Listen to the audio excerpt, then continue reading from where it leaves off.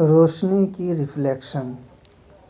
اگر آپ سے یہ سوال کیا جائے کہ آپ کیسے دیکھتے ہیں تو آپ کا جواب ہو آنکھوں سے، مگر یہ جواب مکمل طور پر درست نہیں۔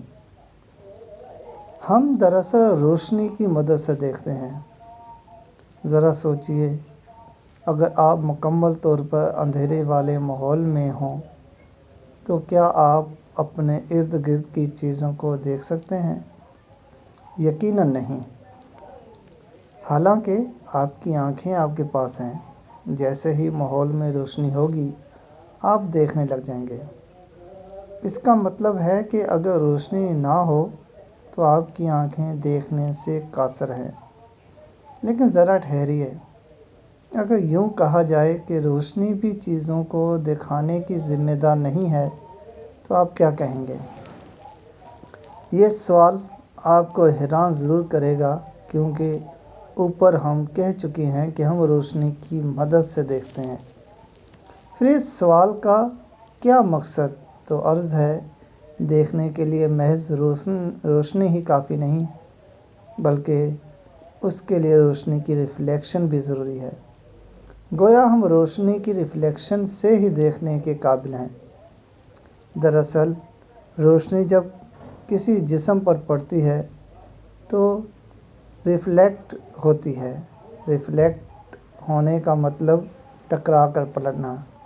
ریفلیکٹ ہونے کے بعد روشنی سمٹ جاتی ہے، اور یہی ریفلیکٹ ہونے والی روشنی جب ہماری آنکھوں تک پہنچتی ہے تو ہم اس جسم کو دیکھ پاتے ہیں۔ فرض کریں ایک جسم اپنے پر پڑنے والی ساری روشنی جذب کر لیتا ہے اور روشنی ریفلیکٹ نہیں ہو پاتی، تو اب ہم اس جسم کو نہیں دیکھ پائیں گے، حالانکہ ہمارے پاس آنکھیں بھی ہوں اور اس جسم پر روشنی بھی پڑ رہی ہوگی۔ بعض بلیک اجسام جو خردری سطح والے ہوتے ہیں اپنے پر پڑنے والی زیادہ روشنی کو جذب کرتے ہیں اور اس کا کچھ حصہ ریفلیکٹ کرتے ہیں، اس لیے بلیک ہمیں بالکل نظر آتا ہے۔ ایسے اجسام ہمیں کم روشن یعنی مدھم نظر آتے ہیں۔ بعض اجسام جو ملائم والے ہوتے ہیں کم روشنی جذب کرتے ہیں اور زیادہ ریفلیکٹ کرتے ہیں۔